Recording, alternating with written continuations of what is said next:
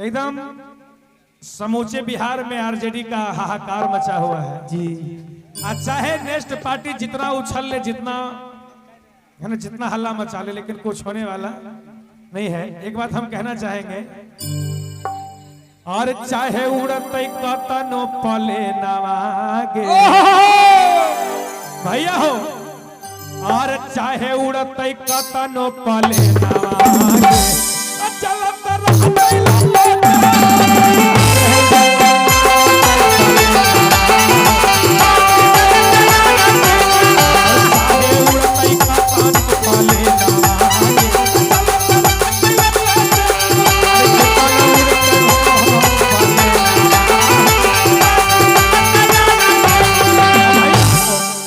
चाहे प्लेन कतनो उड़ी है, लेकिन लालटेन एकदम जलते रहेगा।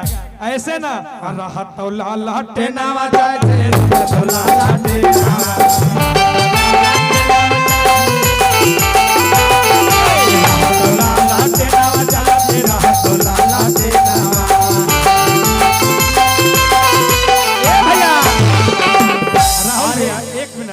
एक लाइन मेरा सुन लीजिए कि एकदम लालटेन जलते रहेगा।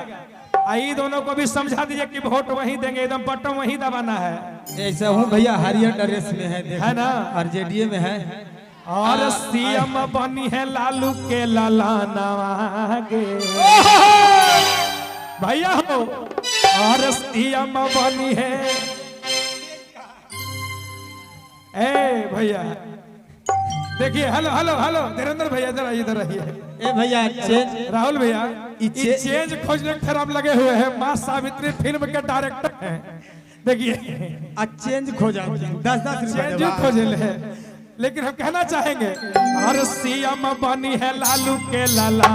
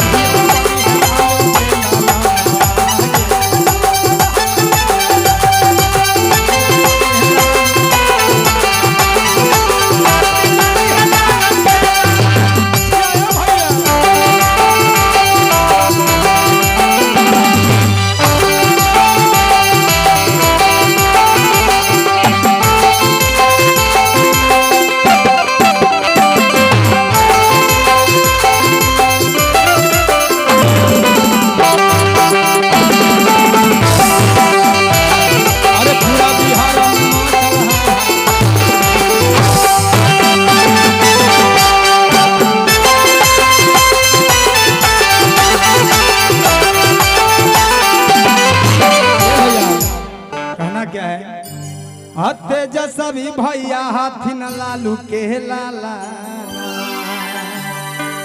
राहुल भैया, लेकिन हम कहना चाह रहे हैं, एकदम इस समूचे बिहार में शोर है। अच्छा, और तेज तेज सभी के बनते सारा कार, और पूरे बिहार से मिटते अंधकार कि जब तेजस्वी के सरकार हो जाई तब बिहार में जो अंधकार बाई दूर हो जाए, अंधकार दूर हो जाए, सगरो अंजोर हो जाए। और तेज तेज सभी के बनते सरकार गे, सगरो बिहार से मिटते अंधकार गे। अच्छा,